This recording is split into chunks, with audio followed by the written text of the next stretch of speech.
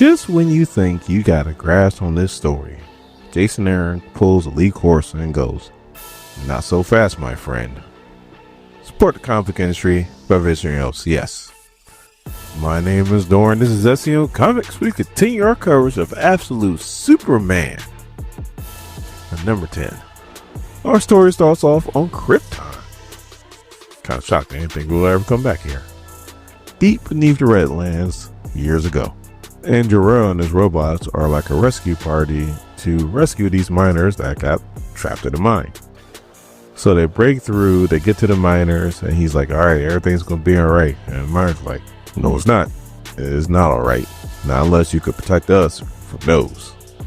And one of the miners gets attacked by something, and Jor-El goes, "Magmos?" So Jor-El's doing the whole scientist thing, and it's like, "Hold on, time out. They'll never come up this far. Not unless their habitat has been like disturbed and or they're out of food. And they don't even try to attack us unless they're like starving." So the one who dude's like, "You know what? Why don't we just say that all those things happen? And now we're in this situation right now. So we need to do something about these things." So Jor-El does not want to kill these things, but he's also stuck between a rock and a hard place because he also wants to get home to Kal, and these things are not taking any prisoners. Actually, they're taking food, and they're the food. So Jor-El's like, "Alright, one way to get out of this." He's like, lava guns, and they start shooting these things. So then we cut to Greenland at the Lazarus Corp research facility, and there are planes everywhere. And they're circling the perimeter, and they're looking out to see if they see a sign of Superman. So the one of the pilots like, "We've been circling for a good minute now. We haven't seen any signs of Superman." And the control tower is like, "He travels at such an attack speed that you won't see him. There'll be impact and you will be dead." And that's exactly what happens. I don't know if they're dead, but he comes out of nowhere. So all we see is these planes just fall out the sky. We see parachutes, so all the pilots aren't dead, but sure as hell should be. And then the ground forces will start shooting in the direction of Superman. So then we cut to Jimmy Olsen and Lois. And actually, I got that wrong because there's a news report saying that they've captured a Omega terrorist, and his name is Timmy Olsen, not Jimmy Olsen. So he's like, "Should I laugh or should I cry? Like, I really don't know anymore." And Lois is like, "What's he do, Spec? Reporters are idiots." So yes, his real name is Jimmy, pretty sure. So Jimmy is still trying to make a deal with Lois to try to get out of there, and Lois is like, "Shut the hell up," because she knows that Ghul and everybody in there is listening and watching. And speaking of Raish, he's just standing at the window, and he's like, "At last, I get to meet my son. I trust you have everything arranged." And we hear Brainiac go, "Yes, Director Ghul, we do." So Brainiac starts to explain to Raish how Superman's power work, how he came from a red giant, and now that he's next to a yellow dwarf, that the yellow dwarf is actually giving him powers. That's why they picked to come to Greenland, because the sun is not going to be up for another 37 days. So as he expends his energy, he has no way to replace it or replenish it. And Raish just looks at Brainiac like, "Do I look like a punk like you? Like, I'm not you. Like, I want my son to be at his strongest when I break him down." So then John Cena walks in, and Raish is like, "Captain Smith, glad you're here. You ready for another shot, Superman?" And John Cena's like, "Frankly speaking, I had him dead to rights in Smallville, but then somebody went ahead and made sure that I couldn't do what I needed to do. Is that going to happen again?"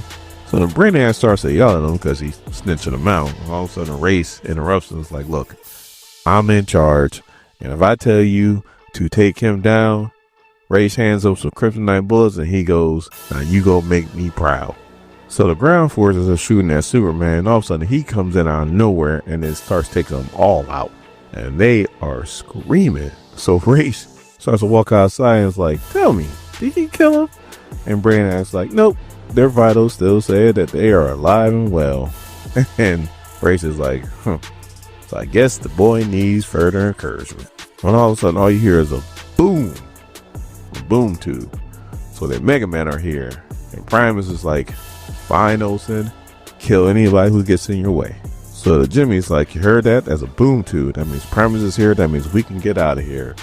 Lois all of a sudden throws him to the ground, puts the gat to his head, and was like, I will push your teeth down your throat if you keep this up. And John Cena walks by and goes, nice to finally see you on our side, sweetheart. Now, I'm about to go take out your boyfriend. So he flies up to where Superman's at. And Superman is like in this cloud. And he's like, I can hear him coming. And he's coming with the one thing that could kill me. Bullets made out of my home planet. This dude is a killer. And what do? They don't punish him for killing, no. They make him the most powerful human on this earth. And all of a sudden, we see this thing come flying down. And Superman's like, I'm not human. So I beat his ass in 4 seconds.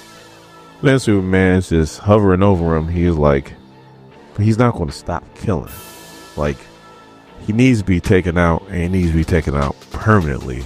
As John Cena is holding a kryptonite gun, he's like, you bastard, I'm not done with you yet. So then we cut back to Krypton, and we see Jor-El explain to Kal-El how they had to kill all the Magnum moles. And Kal-El's like, well, you did what you had to do. And Jor-El's like, no, there's always a better choice. I just at the time didn't see any other way. But there's always a better choice. So the Primus runs over and she's like, what are you waiting on? Like, he has another bullet. He can murder you. Finish him. And Superman's just staring. He's staring. And the Primus like, you know what? Forget it. I'll just go ahead and I'll just do it myself. All of a sudden, we see his eyes just light up. And all of a sudden, he takes out Primus's sword with the quickness. Not John Cena, but he should have taken out John Cena.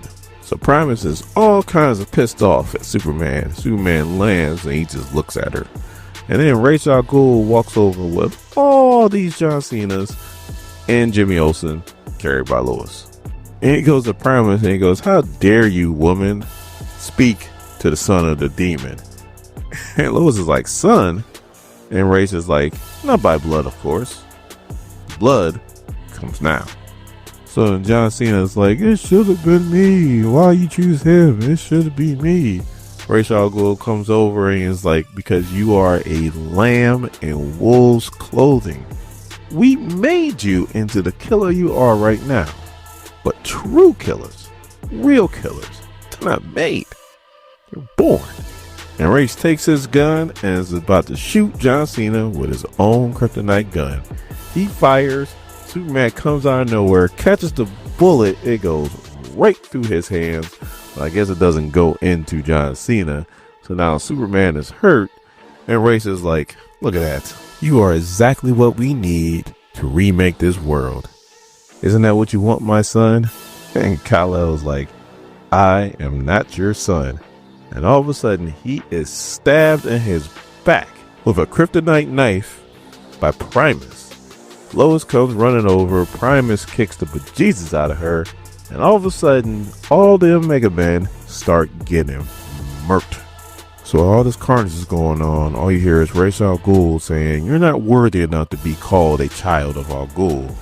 Well, don't worry. We'll teach you. As he walks over to Primus and he goes, your sister and I will teach you. Ain't that right, Talia? She goes, oh, indeed, Father, we will. All hail the Omega. So, like I've been saying, the Omega Men have the apocalypse symbol on their helmets.